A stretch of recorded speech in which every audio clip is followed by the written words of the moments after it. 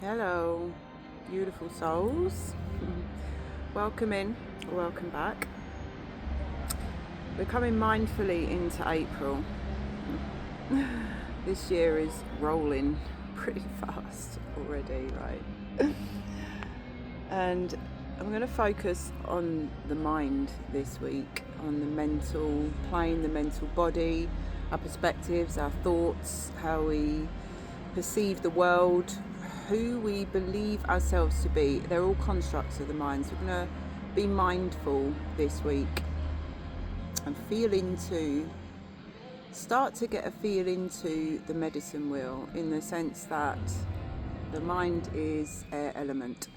And when we start to look at the totality of it, right, we can start to work very deeply with any imbalances in our body. Now, a lot of us in the West are imbalanced in our mind. The human experience is a mental experience. We perceive things through the mind. Our consciousness functions through that mental plane, right? So the trouble there is, as a lot of us know, is the overthinking. Like when we are imbalanced in the air energy, we have racing thoughts, we have intrusive thoughts, we have looping thoughts, we're overthinking, we are predominantly perceiving the world through the mind, which is only one plane of existence, right? One level or layer of our being.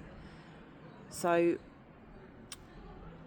imbalance in the air, all of the above, the anxiety, the being predominantly in the space of trying to work everything out in the mind. And I don't know about you, but it actually feels very painful now. It's like there's just this sense that our mind doesn't have the answers, and that is the truth, because the way that it functions, it only has the past as a point of reference. So on a daily basis, we can look at, the mind or our thoughts or the way that we think in terms of the air element. Now, if you think about, elemental embodiment in one form or the other is a very ancient concept. The, Ayurveda, for example, works on the basis of how the elements flow or not through the body, whether there is imbalance. And everybody has, in their philosophy, like a predominant elemental energy, but that changes over the cycles of our life, right? And it can change. It's a constantly fluid thing, and that is the medicine wheel. It's a wheel for a reason.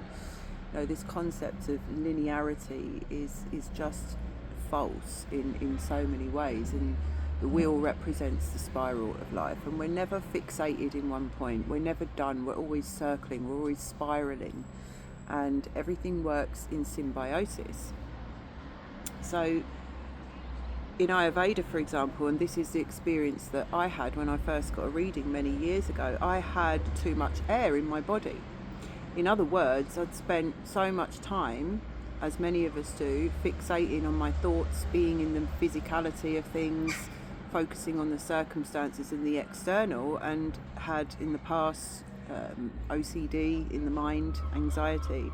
So I was predominantly living in my mind, and the symptoms, if you like, through my body, that imbalance starts to show through the body. This is what dis-ease is. So all dis-ease, all imbalance can be traced back to the elements and how they are imbalanced within the body. So it's a great way in to deeper healing, deeper understanding, and seeking that harmony. And everything seeks balance, whether it's the cosmos, this earth, the body of the earth herself, our body, everything in this universe, its natural state is optimum balance. And when we are imbalanced in our own body, it manifests through various different ways. When we come to the mind, it's all of those things. It's the overthinking, it's being stuck in the mind all the time and finding it difficult to shift that state of being. But there's many things that we can do to shift the state of being.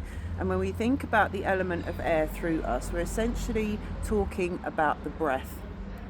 We are talking about, we equate that, if you like, to the masculine energy, to the breath of life in the north, the father. It's about vision. It's to see. And that isn't to see something from a judgmental point of view. This is to see in its very clear, organic, pure, visionary sense. In other words, how the conception of a human being would have been through God consciousness eyes, for example, pure perfection, right? To see, to vision, to concept. It's an assertive energy.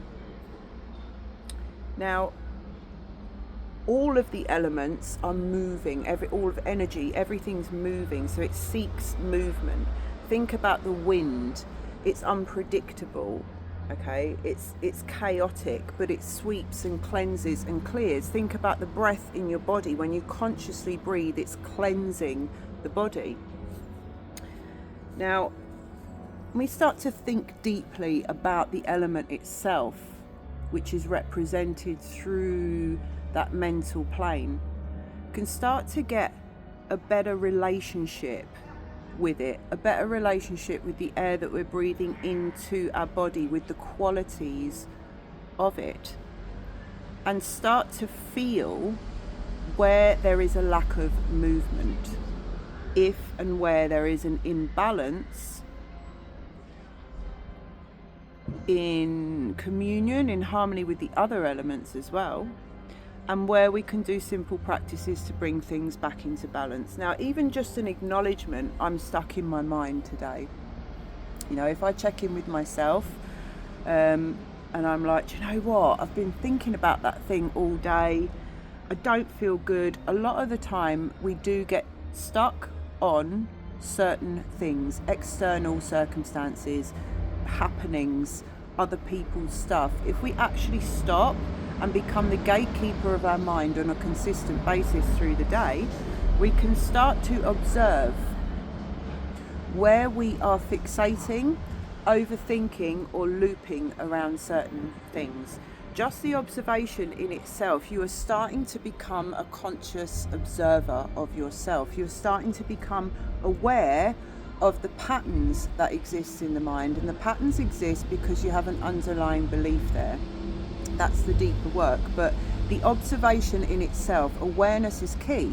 Awareness is the thing that brings in deeper alchemy, because it holds the space for that. Okay, so the other thing to say about the mind is coming out of judgment. The energy of the old world is judgment. It's attached to fear and all the lower frequency negative energies and vibrations that keep the old constructs anchored in place. So all of the work with the mind, the key is to observe self without judgment. If that's difficult, that's where you stop and work. Releasing the vibration of judgment towards self is number one.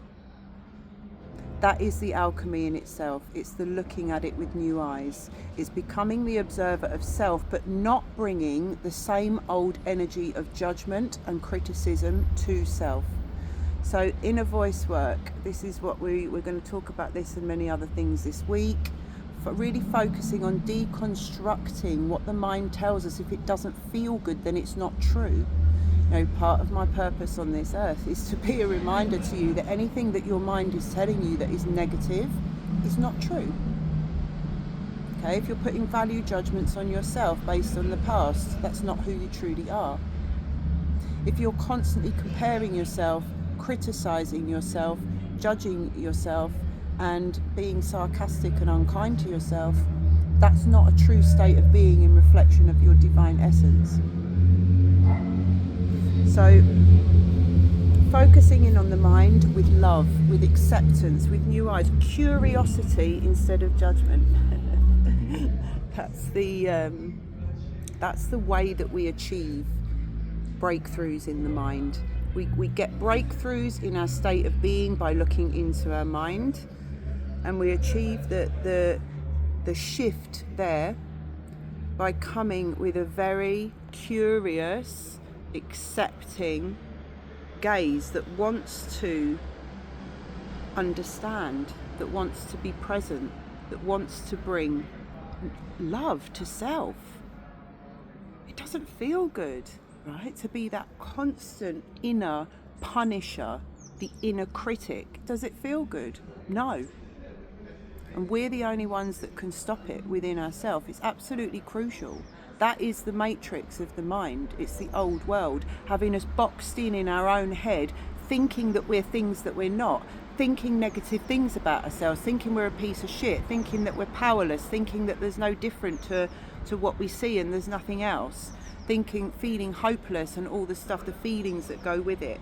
It's not the truth. It's not the truth of how things actually are. It's not the truth of our full potential or capacity. And it's not the true experience that we've come here on this beautiful, sacred, magnificent earth to live. So as we're breaking free from everything that doesn't feel good in our life, the way into really removing those shackles is into the mind and what it shows us there, and not being afraid to look at that and sit with it and be with it, because there's nothing within that we need to fear. It's all the past. We've already been there. Okay, it just needs new eyes. It needs a different way of being with it, a new relationship with it. So be mindful of your beautiful self and be a gatekeeper of your mind as you move through the day, because that's your sovereign role to do for yourself. Nothing's coming in from outside. So I hope that you've got the sun today as well. It's absolutely glorious here. And we're going to have a beautiful, expansive breakthrough April. New opportunities for the inner transformation through the adjustment of our gaze. We don't want to be looking at ourselves through the patriarchal gaze anymore. But we're the ones that has to bring the fresh eyes from the true sense of self, from the deep knowing in the pit within. We know the truth of choosing love over fear, right? But we have to bring that up and out of ourselves for ourselves and bring it through our very existence. How we choose to think about ourselves is the key, the cornerstone. There's no way around that. There's no avoidance of it. So I love you so much, and you are love and you are loved, and whatever it is, you can do it. It's already done. Just believe in yourself and be patient with yourself. I love you.